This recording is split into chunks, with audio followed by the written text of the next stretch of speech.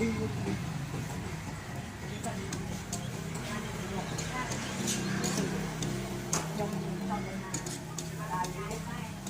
มเยอะใจอีกครับสองใจไอ้ใส่เงินจาไปจ่ายพอที่สองเติมถ้าเอาใจไปลองมาบอกนี้เติมคุณแม่พอทำไมพอดกำทีเด่นคู่ได้เยอะครบที่อยู่ที่เล็กดังกระปังมันก็มีกระปังก็ได้อะไร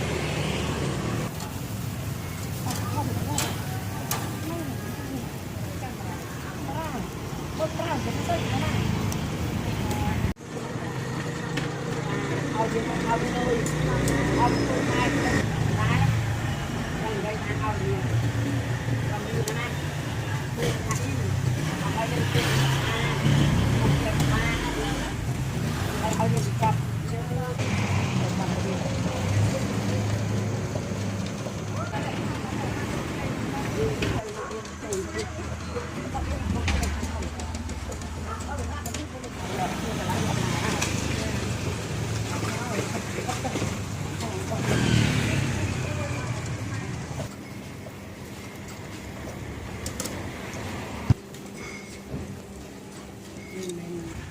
เราไปปาจูกันลงบนพื้นคุณจะด่าเราตัวตั้งไม่มา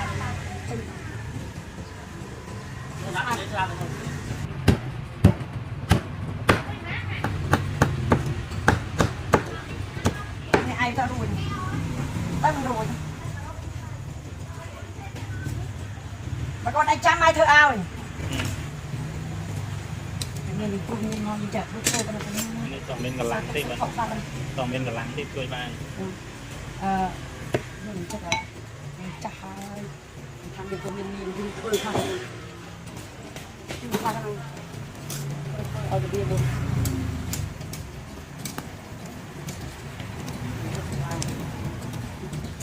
จบเลยทำจะรอ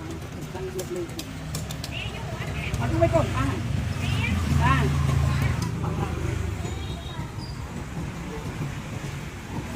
ทำไม่กดไม่อ่าน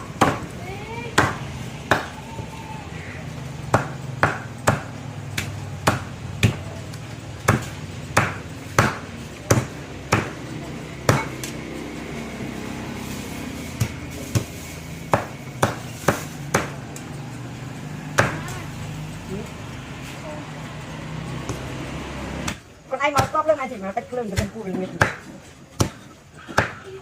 มาด้วยอ่ะฮะ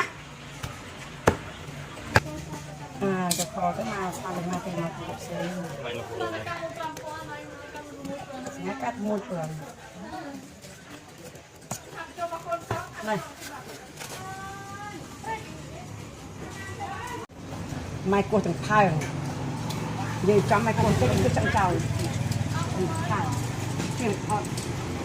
ตอนนี้มือจะไปเช็ดลองจังที่หนึ่งครับบางงานเอาโมละดับเมาเนี่ยจะมาไปหาจัง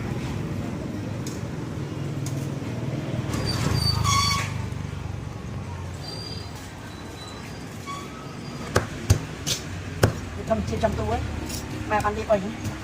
จะเป็นกองมันได้เลยตอนนี้แบบมุมงานหาอะไรก็เอาปักชิ้นไงนาก็มีกันนาก็อ่อน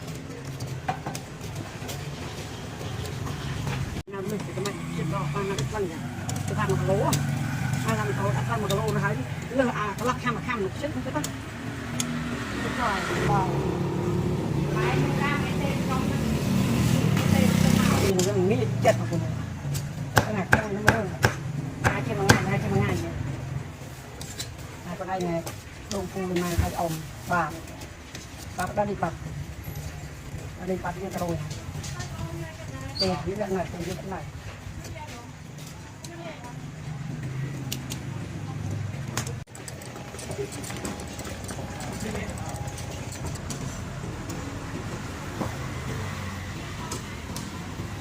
ผมปลาโจช้างมันจะจ่ายโจช้างไปต้องไปรออย่างนี้นี่ทำรอให้ผมยืนตรง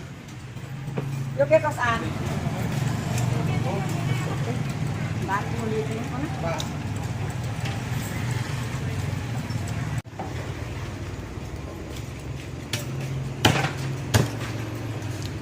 បើសិនជួបខ្លួនឯងតាមផ្លូវក៏មិនអត់ចង់បានវាត្រង់ខ្លួនឯងមកហ្នឹងឯងចេះទៅខាងណាគេណាស្អាតចារោមទៅខាងណាគេយកគេកោ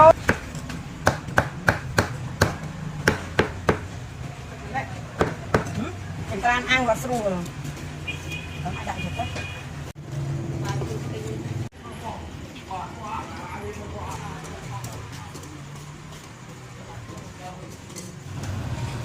មួយទឹកចិត្តហើយគេថាគឺសបាក់នឹងកំបាត់នឹងបាក់អត់បាយតបបរាយនេះអន្តរាយយើងមកមកមកមកដៃមួយដៃចាក់ខ្មោចខុសពីម៉ាបាជុកម៉ាអីគឺយកទៅលេងទៅតោ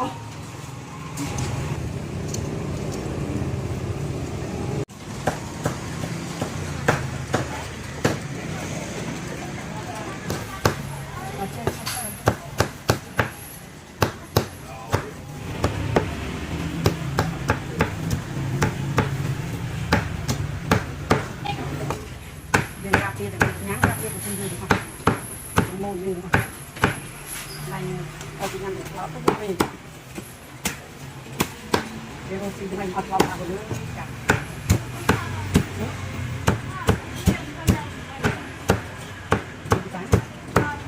กิน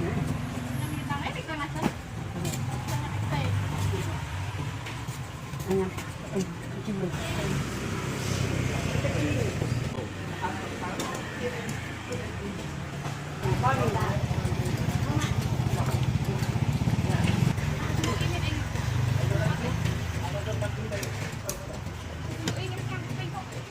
นี่ก็เข้าอุ่นปากกากองเราเพิ่มนี่นะดักมันไปแล้วตัวกำลังเราจะพัดที่พัดที่ยืนไม่ใช่จะเลยอยู่ในสิ่งแบบนั้นในต่างชาติมันคือในชีวิตต่างยืนกันสอง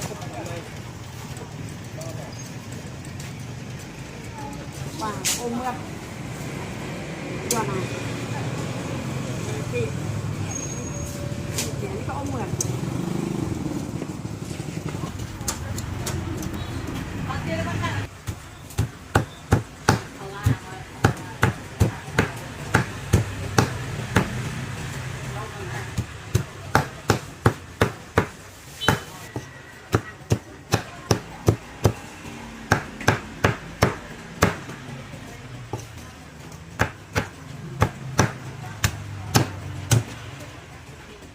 รู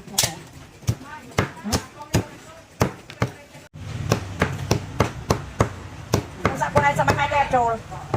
เอารู้จักคนไหนไม่แต่สมัยแต่โจร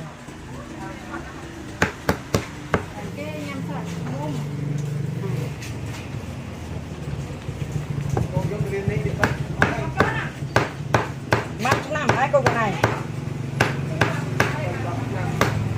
เขาก็จดมาจดลง